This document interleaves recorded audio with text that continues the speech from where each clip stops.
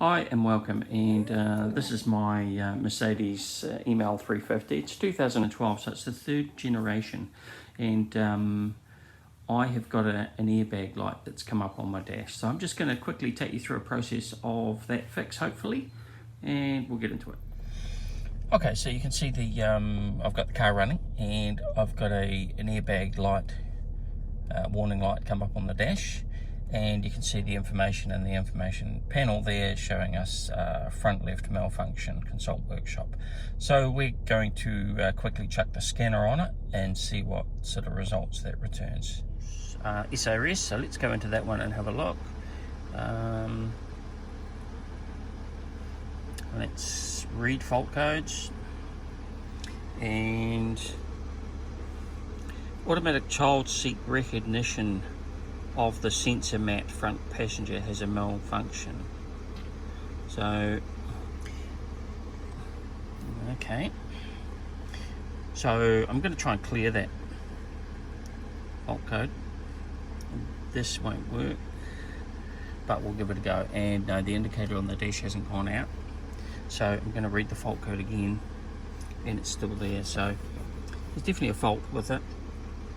Automatic child seat recognition. So I think these vehicles have, I don't know if it's a two-part sensor in the seat, whether it senses both an adult passenger sitting in the front seat as well as differentiates between an adult and a child. So if you've got a child in here, the airbags should turn off, because it's very dangerous for a short person or a child to be in the vehicle when the airbag goes off. So these automatically sense which one's in the front seat. So I think that portion of it has the fault. I'm just going to go to view data, and that might just narrow it down a wee bit. Seatbelt front warning passenger. Okay, so you can see the ohms there really high, so something's not quite right there.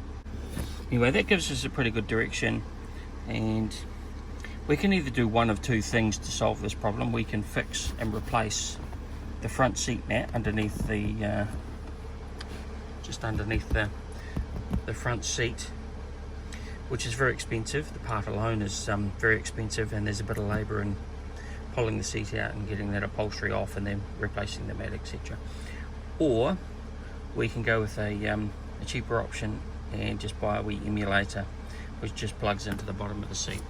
So we might give that a go. Doing some research online, narrowed it down to this emulator, which I brought off eBay. Now I've got the third generation ML350, so this one wasn't the cheapest around. In fact, it's the only one I could find. All the other models previous to mine were a little bit cheaper, but never mind. It's cost me $130 New Zealand, and what this does is it should be just plug and play, and it emulates what the seat mat is doing. So it takes away that feature where it senses who is sitting in the front seat, and basically the airbags will always go off regardless of who's sitting in the front seat. So it takes away that small safety feature, but really it's something I'm not really concerned about. I'm always mindful of the child sitting in the front seat anyway. And it's certainly going to be hugely cheaper than replacing the front seat mat. So anyway, let's give that a go, and we'll plug that in. Okay, so under the front seat here, I'll turn my headlight on. Now you can see the yellow plug there. We just slide that forward. Now there's four plugs there at the top. The one on the right hand side is going to the seat mat, so that's the one I've got to unplug and plug the emulator into. Now, as I say, the emulator's got two pins on it, or two plugs.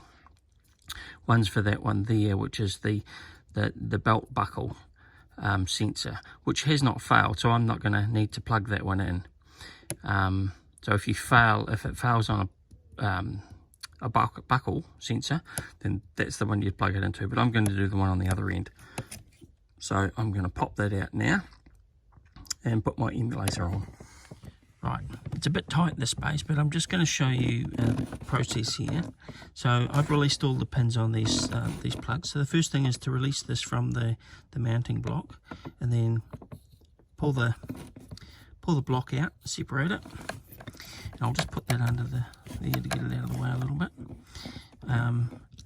And this one on the right hand side, where I'm tapping my finger, will come out. And again, I've released the little blocks that hold it in place. So I'm just going to pull that one out. Remember, these cables go to the seat mat. So that's the part that's faulty. So I don't need that anymore. I'm going to put that over there. So what I'm going to do with my emulator, that's over here. So I'm going to take the one that goes to the seat mat, which is this one, and I'm going to pop it back into this block. And that should, by rights, and I'm sorry I'm doing this one-handed, that should just slide in. There it goes there. And that just slides in. Just like that. And then if we hide that emulator somewhere else, we can cable tie it up somewhere out of the way in the back of the seat here. But I'm going to plug it back in and then run a diagnosis again. So I'll just plug that block back in. Just like that, and in theory that should work. Let's run the scan right.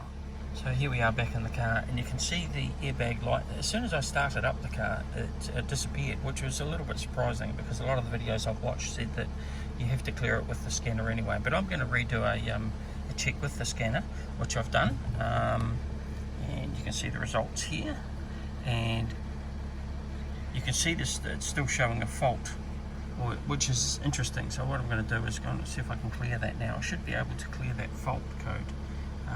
So read fault code. Yep, so that's the same one. And I'm going to clear fault memory. Okay, erase done. Go back in and read the fault code, and no fault codes found. So that's worked perfectly. So for $130, that was a pretty simple fix, really. Very, very easy 5-minute fix. So yeah, that's it. Thanks for watching.